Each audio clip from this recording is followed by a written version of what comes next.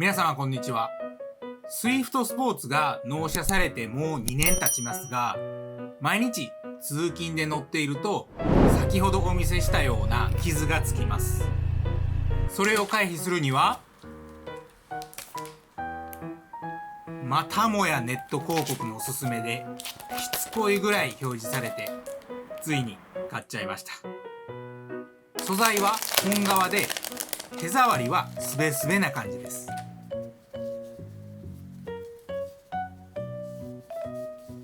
スイスポの内装と合うように赤色のステッチが入っているので、知らない人が見たら純正と勘違いすると思います。シートベルトカバーのステッチの色ですが、スイフトスポーツと同じ赤色、それ以外に青と黒の合計3色から選べる感じになっています。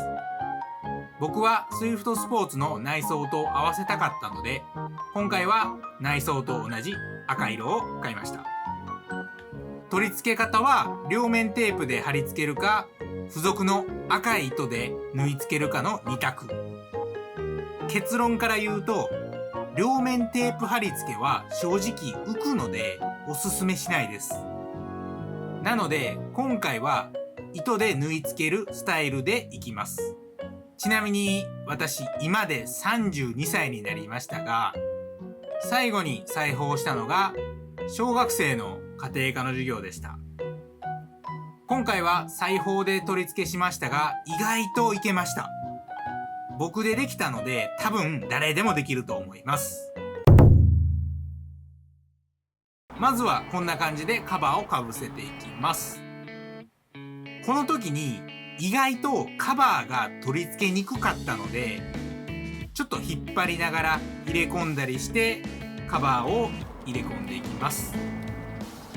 かぶせ終わったら針に糸を通していきます。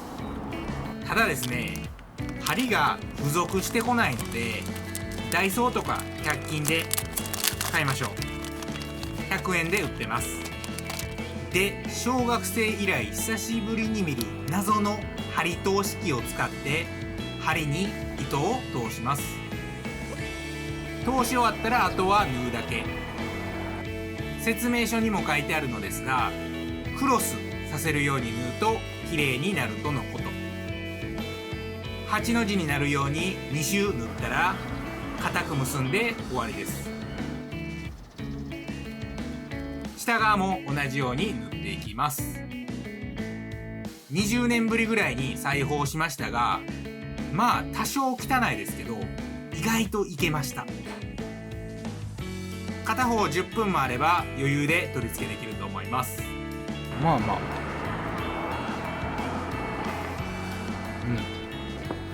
反対側も同じように取り付けて完成。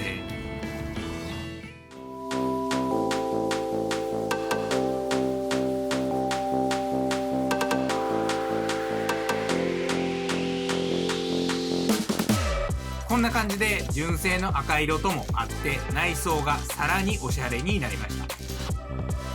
僕のチャンネルでは主に SWIFT スポーツのカスタム、DIY パーツ取り付けなどいろいろと週1で公開していますので、今回の動画が参考になったよと思っていただけましたら、ぜひチャンネル登録と高評価をよろしくお願いいたします。